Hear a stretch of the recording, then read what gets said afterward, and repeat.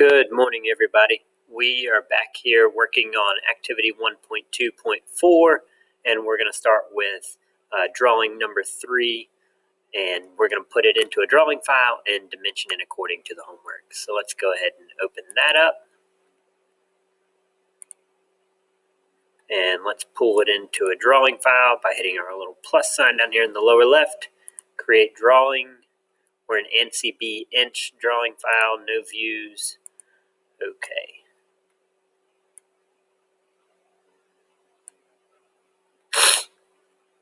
Pull in part number 1 from our part studio. Give it a front view, a top view. Clicking back on the front view to pull out our right side view. And then clicking on front view one more time, coming out at the 45-degree angle to plant an ISO view, and then escape out of that tool. Right, so we can right-click our ISO view, show shaded, and put it way up here in the corner out of the way. Right, now we need to turn on hidden lines, so right-click, show hidden lines. There won't be none on the front, and there should not be none on the top. Alright, all of our hidden lines are shown. Now we need to start dimensioning this, and let's look back at our homework to see what we're supposed to be dimensioning. Right, so we're using the coordinate method for laying out the dimensions of the angles, and we're using datum dimensioning. Alright, so we're going to default to unidirectional as well. So let's pull up our PowerPoint to make sure we know what we're looking at. So unidirectional method means all the dimensions are read in the same direction. This is the default and standard for mechanical drawings, which is what we're working on. Right, so everything's read left to right, even when you pull out a vertical dimension, unlike a line, which changes the text. All right, so we're using datum, which is starting at a single point of origin called the datum, similar to this. So we will designate our datum, and then we will have that one kind of main extension line that all of our dimensions will be referred back to. All right, so datum dimensioning. And then now we're going to look at coordinate dimensioning. Angled surface may be dimensioned using coordinate method to specify the two location distances of the angle.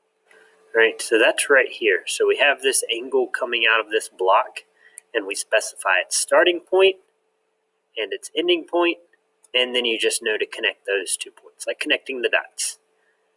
Different than angular method, where you have one point, either the starting point or the ending point, and then you show the angle at which the line goes at. All right, so we're going to do coordinate method. So coordinate method, datum method, using unidirectional. All right, so let's go back here. So what would be a good datum to start from?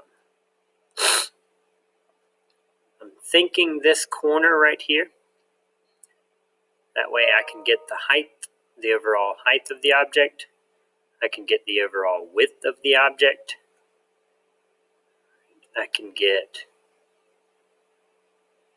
the starting point and the end point, right, of my angles. And then up here, using this, I should be able to get the starting point and the end point, starting point and end point for going down into this angle coming down. Remember, on this one, we cannot dimension to a hidden line, so we might use this one for height and depth, just to keep everything from being too crowded. So let's see where we can start at and how things will start to unfold.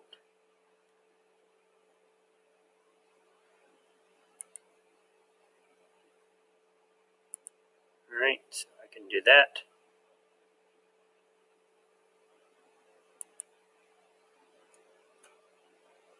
Showing our height.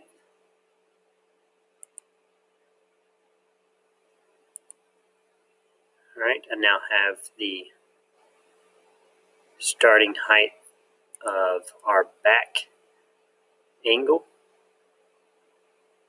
And now let's do the starting height of our interior angle. front-face angle. All right, so that seems like we have everything covered. Let's move this guy out of the way.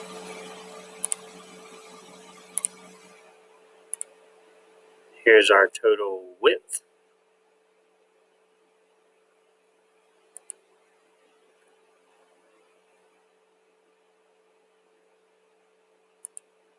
Now I can show this where both of those angles will terminate in relation to left to right. All right, so we have our width, we have our height. Let's show our depth over here. That way it'll keep the other drawing from being too busy. And then from here, if I'm using this as my datum, everything's pulling out of there. Then I can show this inset right here.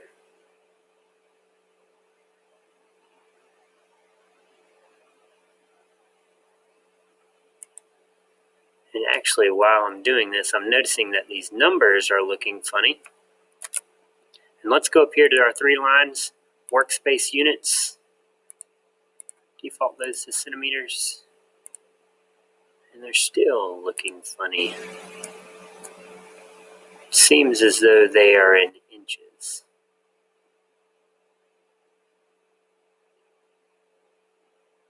Well, we'll correct that in a little bit. So let's continue on through. So we have this, we have the starting point here of this angle, starting point from the left, and we have the ending point from the left, right? And we see it's on the front face, so we should be able to connect that line. All right, so now let's do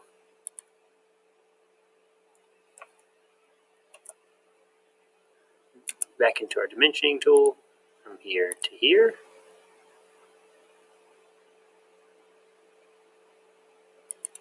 Right, so we have the starting point left from the left of that back angle, and we have the distance that back angle is from the side, and then how high it is up, so we should be able to draw the line connecting that dot in space. Right, so let's do the same thing here and here.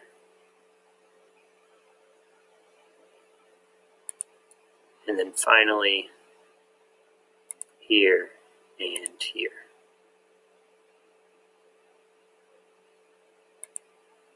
All right, so that should give us all of our starting points. We have our total depth, we have our total width, we have our total height. We know where these points start.